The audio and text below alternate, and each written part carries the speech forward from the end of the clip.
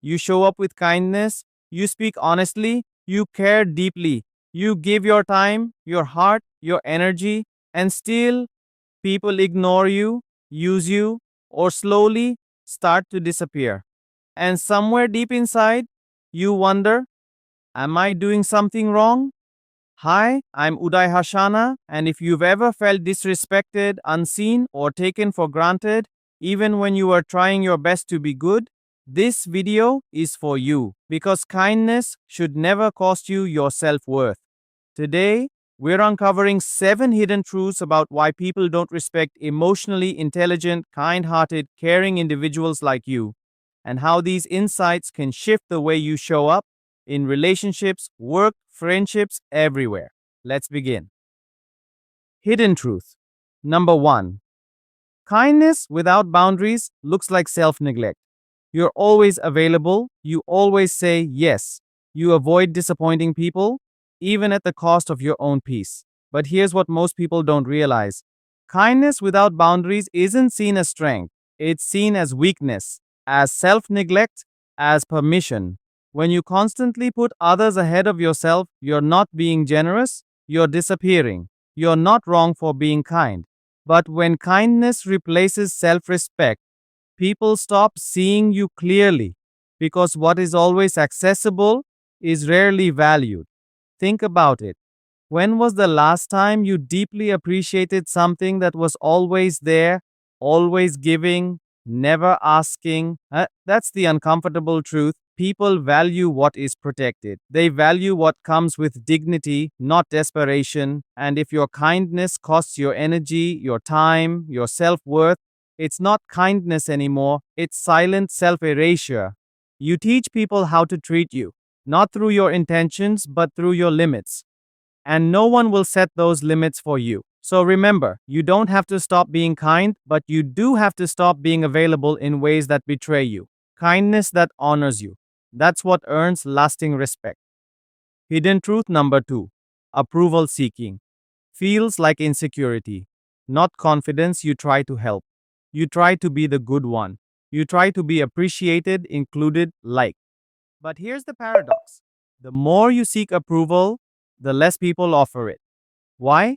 Because people don't respect those who are constantly trying to earn validation. They respect those who already know their worth, with or without approval. Approval seeking often starts young. It comes from environments where love had conditions, where your needs were secondary and survival meant staying agreeable, where being accepted felt like safety. That voice inside, if they're happy, I'm safe. It wasn't born from weakness. It was born from survival. But as you grow, that survival mechanism becomes a prison. It keeps you performing instead of expressing. It keeps you exhausted, always managing people's perceptions. And ironically, the more effort you put into being liked, the less people take you seriously. Because real confidence isn't about how many people like you, it's about how grounded you feel when they don't. So ask yourself, are you trying to be lovable? Or are you being you? Let go of the performance. Let go of trying to earn space. The right people won't need convincing. They'll recognize your worth because you already do. Hidden truth number 3. Silence doesn't make you noble. It makes you invisible. You avoid conflict. You stay quiet when someone oversteps. You forgive quickly. You move on fast.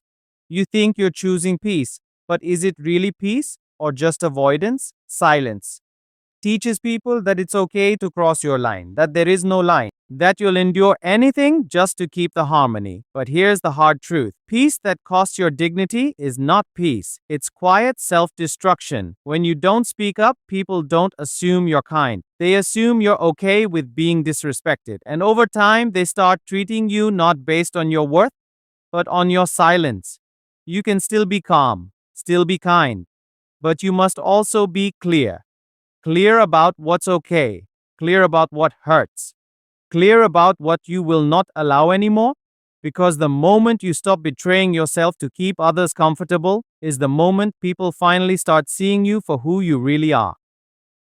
Hidden truth number 4. Overgiving isn't love, it's a survival habit.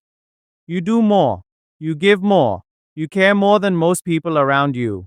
But ask yourself honestly, Are you doing it from fullness or fear? Sometimes we overgive not out of love, but from a deep fear of abandonment. A fear that says, if I do enough, they'll stay, they'll love me, they won't leave. This is emotional bargaining, not emotional connection. It's not your fault. You may have grown up in environments where your needs weren't prioritized, where being useful felt like the only way to be seen. But real love doesn't need to be earned with exhaustion. It doesn't require your constant overfunctioning. In fact, people don't respect those who constantly do too much. They start expecting it. And eventually, they stop appreciating it. So pause and ask, are you giving because it feels good or because it feels necessary? Are you offering love or are you offering proof that you're worthy of it? Healthy love is mutual, balanced, shared, and you don't have to abandon yourself to keep someone close. Hidden truth number 5. You mirror your inner self worth. Even without words, you may be polite, you may say all the right things, but if deep down you feel unworthy, people feel that. Energy is louder than language. People don't respond to your words, they respond to your sense of self. If your presence says, I don't matter, others unconsciously reflect that belief back to you. This is why the most powerful change isn't external, it's internal. Because when you believe, I belong here, you walk differently, you speak differently, you stop chasing and start choosing. And that shift, that quiet confidence, it commands respect without saying a word. So don't just practice self respect in your behavior, practice it in your beliefs. Remind yourself daily you are not here to earn your place, you already belong. Hidden truth number 6. You are taught that love equals sacrifice. Maybe you grew up believing that being a good person means giving up your needs. That love means putting yourself last. That being needed is the same as being loved. But those beliefs cost you your voice, your energy, your joy. They teach you to measure your worth by your suffering. And slowly, you disappear. But here's the truth. Love isn't supposed to hurt. It's not supposed to drain you. It's not about constantly proving that you're worthy of care. Love is mutual, respectful, empowering. It honors your needs. It values your boundaries. It uplifts your spirit, not just your responsibilities. If someone only values you when you're suffering, that's not connection, that's control. So stop calling self abandonment love and start calling emotional clarity what it really is: healing. Hidden truth number 7. Some people just don't have the capacity to respect you, and here's the hardest truth of all. It's not always your fault. Some people, no matter how kind, calm, emotionally present you are, simply don't have the emotional maturity to recognize you. They're not bad people, but they're unequipped to meet you in your depth, to hold space for your truth, to honor your inner world. Your calmness threatens their chaos. Your depth overwhelms their surface. Your empathy makes them uncomfortable because it shows them what they lack. And instead of rising, they reject. Instead of growing, they project. Instead of respecting, they diminish. But don't take it personally. It's not because you're too much.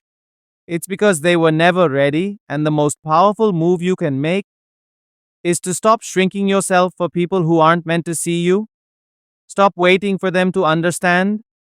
Stop hoping they'll change. The more you water dead soil, the more your spirit wilts. Give your light to those who can receive it, not just those who need it, because being kind doesn't mean being consumed, and being available doesn't mean being undervalued. Conclusion. So, if you've spent years wondering, why don't they see me? Why do they walk all over me when all I do is care? Please hear this. You're not too kind, you're not too soft, you're not too emotional. You were just never taught that real kindness begins with boundaries. That respect is built on how you treat yourself, not just how you treat others. And starting today, you get to change that. Because when you respect yourself, the right people rise to meet you.